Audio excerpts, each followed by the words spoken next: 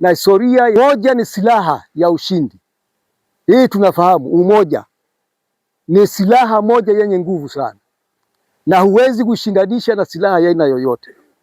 Umoja, watu wakishaunganisha nguvu zao pamoja, hiyo ni silaha ya pekee na silaha kubwa sana.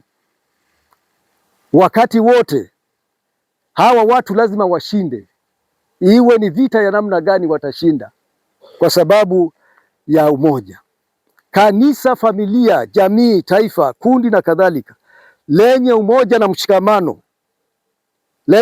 mshikamano lazima lishinde kwa mambo yale ambayo wanafanya. Lazima pakiwa na jambo fulani watu wanataka kufanya, kwa sababu wana umoja, wana mshikamano, lazima ushindi utokee. Kama haujatokea, maana yake wale watu wapo, lakini hawana mshikamano, hawana umoja. Na tumefundishwa tangu zamani na wahenga wetu, wakasema kwamba umoja ni nguvu, utengano ni udhaifu, na kidole kimoja hakiwezi kuvunja chao. Hii misemo hii inasisitiza na inaeleza umuhimu wa umoja na mshikamano. Lakini jambo lingine, mimi nikumbushe tu mambo, kwa sababu mambo mengine tunafahamu.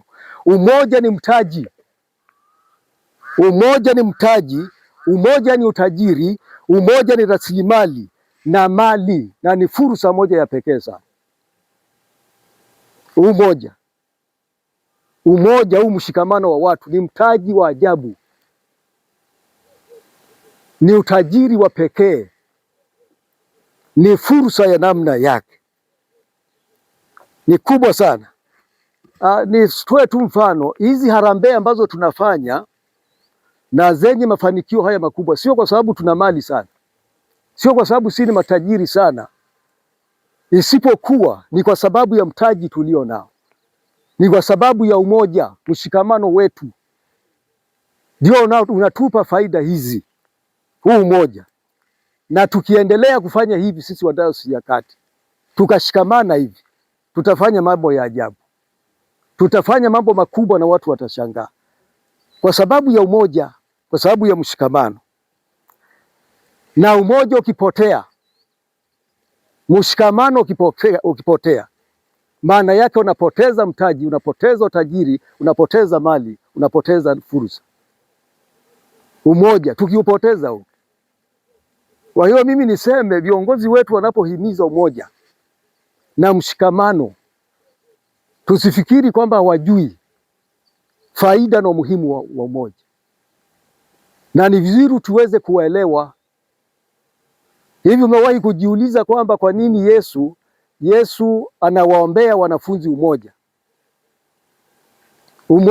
Angeweza kuomba, Baba, ninakusihi hawa wafuasi wangu hawa wasiguswe na adui, wala adui asisogee, na angeweza kufanya hivyo, lakini isingesaidia sana kama hakuna mshikamano.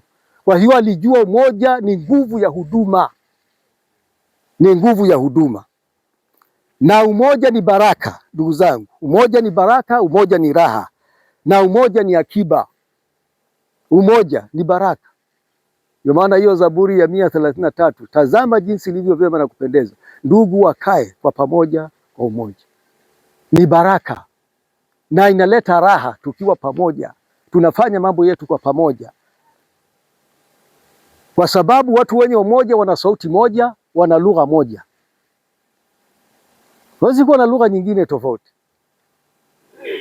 Na mshikamano na umoja ukipotea, ni mgawanyiko tu, mafarakano, na hapo hakuna kinachoendelea.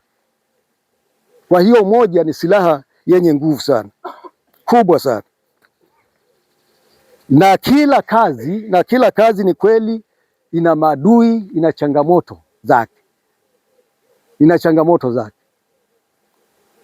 Kwa hiyo tutashinda kwa sababu ya umoja. Hii silaha hakuna anayekabiliana nayo. Adui hawezi kukabiliana na silaha ya umoja. Kwa hiyo sisi tunasonga mbele kwa sababu tutakwenda kifua mbele. Tuna umoja, tuna mshikamano, tuna ushirikiano. Hakuna mtu wa kusimama katikati akatuzuia. Hao maadui wapo, na tutakutana nao kila wakati, na unapoishi wanasema utapata matatizo, sababu utasikia watu wanasema hivyo nacho maadui wapo. Kwa hiyo tukienda pamoja, ombe Mungu apande roho hii mioyoni mwetu sisi tulio watumishi, na Mungu apande roho hii kwa washarika na kwa Wakristo wetu, ili tuweze kufanya kazi njema.